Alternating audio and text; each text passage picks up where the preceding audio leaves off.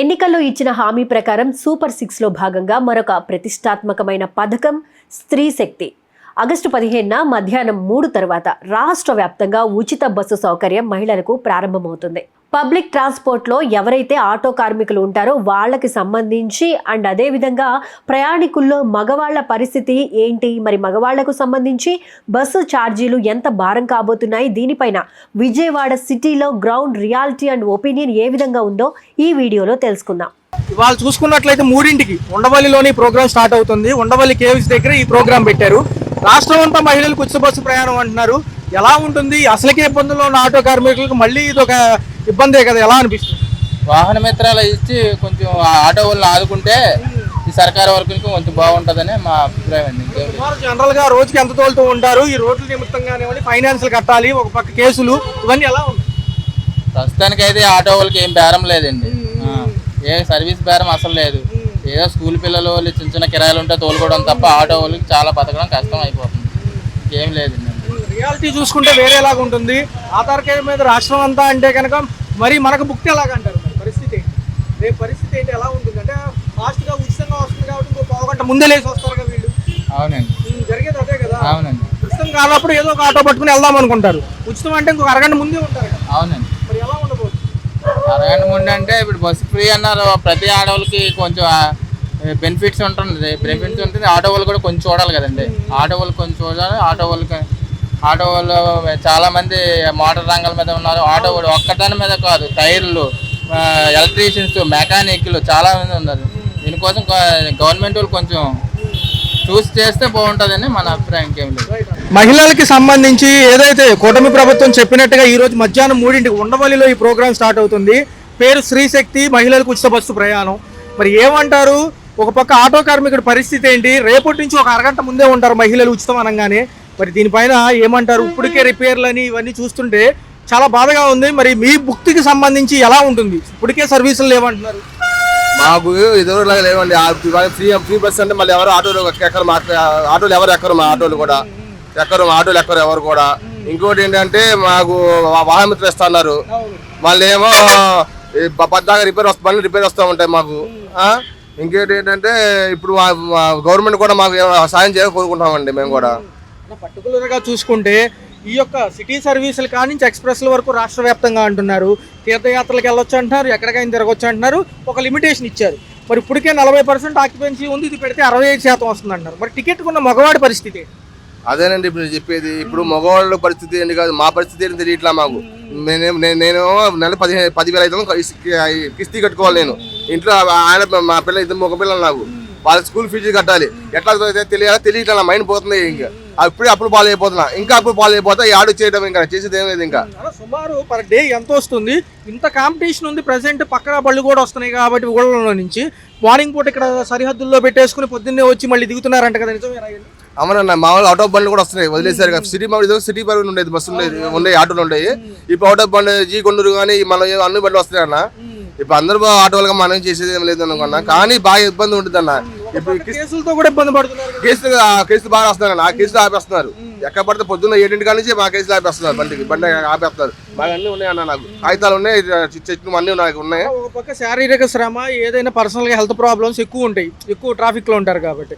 మరి అటు వైద్యానికి ఏం ఖర్చు పెడుతున్నారు, ఇంట్లోకి ఏం తీసుకెళ్తున్నారు? ఇంకేమలేదన్న, ఇప్పుడు ఆటో పెరిగిపోయింది కదా ఆల్రెడీ. మా ఆటో పెరిగిపోయింది ఆల్రెడీ.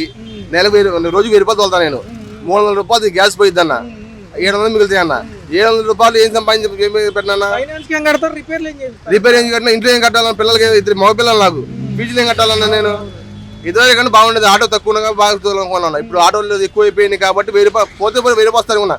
ఇప్పుడు వాళ్ళకి ఫ్రీ బస్సు, కూడా ఫ్రీ బస్సులు. చెప్పలేమన్నా, ఇంకా ఎట్లా ఉంటుందో చెప్పలేము. ఇంకా ఆల్రెడీ చాలా మంది సీనియర్స్ ఉన్నారు ఈ ఫీల్డ్ లో.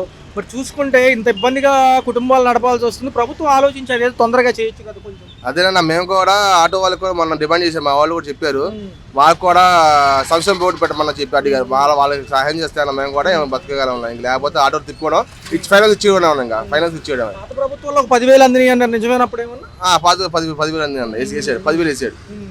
ఎంతో కొంత ఉపయోగపడింది.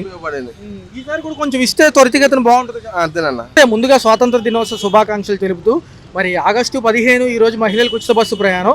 ఈ ప్రోగ్రామ్ అంతా కూడా ఉండవల్లి కేవ్స్ దగ్గర స్టార్ట్ చేశారు సార్. మధ్యాహ్నం 2-3 మధ్యలో ఈ ప్రోగ్రామ్ జరుగుతుంది. 3 తర్వాత నుంచి రాష్ట్రం అంతా కూడా ఉచిత బస్సులు ఎవరైతే ఏ సర్వీసులకి చెప్పారో అన్నీ కూడా అమలు అవుతున్నాయి. పల్లె వెలుగు, అల్ట్రా పల్లె వెలుగు, సిటీ లోకల్లో చూస్తే సిటీ ఆర్డినరీ, ఎక్స్ప్రెస్లు కూడా ఇచ్చారు. రాష్ట్రం అంతటా ఎలా ఉంటుందండి? ఒక విధంగా చూస్తే మంచిదే.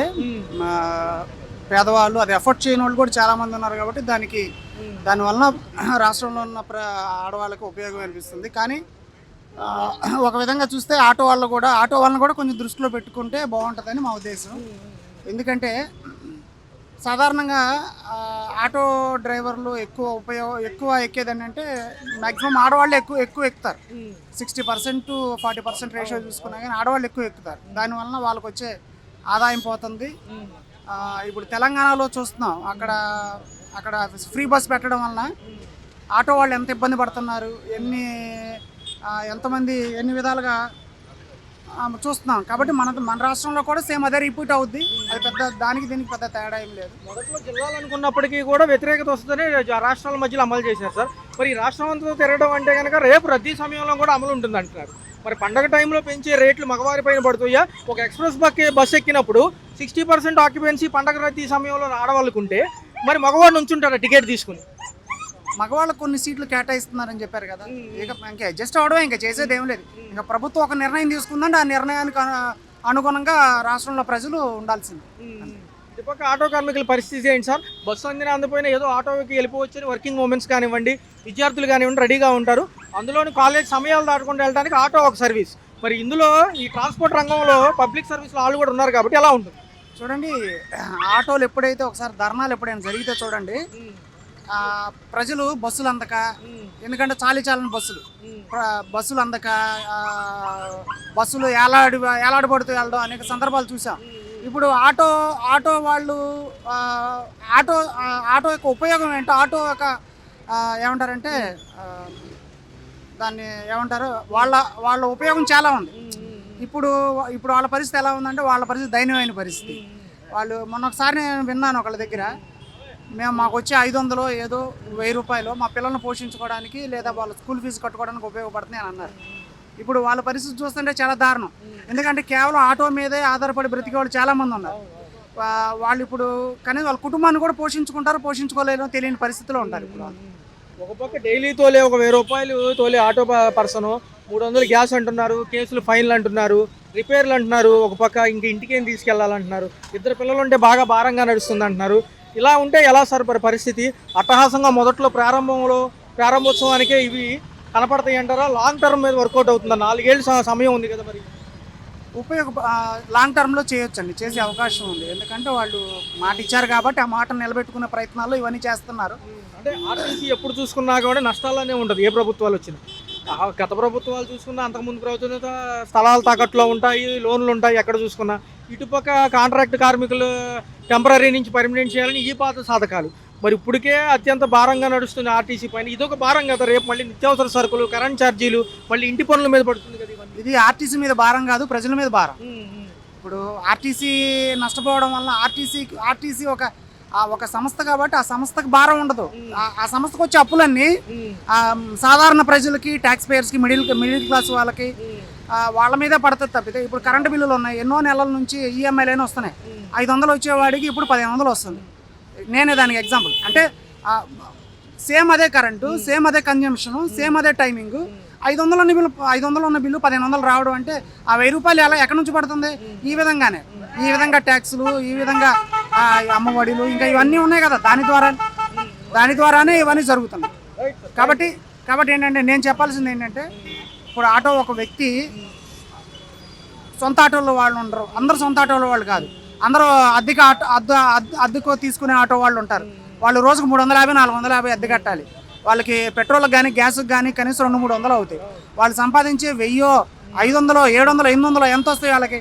ఆ వచ్చే దాంట్లో ఇప్పుడు కనీసం ఆటో అద్దె కట్టడానికి వస్తే రావో తెలియదు వాళ్ళకి. కిరాయి అది పెట్రోల్కి గ్యాస్కి వస్తుందో రాదో తెలియదు. సొంత ఆటో వాళ్ళు అయితే కనీసం కిరాయి కట్టుకోరో తెలియదు. కానీ ఇంకో విషయం ఏంటంటే, ఆటో వాళ్ళని కూడా దృష్టిలో పెట్టుకొని వాళ్ళకు కూడా ఏదైనా వాళ్ళు బ్రతకడానికి కూడా ఏదైనా ప్రభుత్వం ఏమన్నా ఒక ఆలోచన ప్రకారం చేస్తే బాగుంటుందని మా ఉద్దేశం.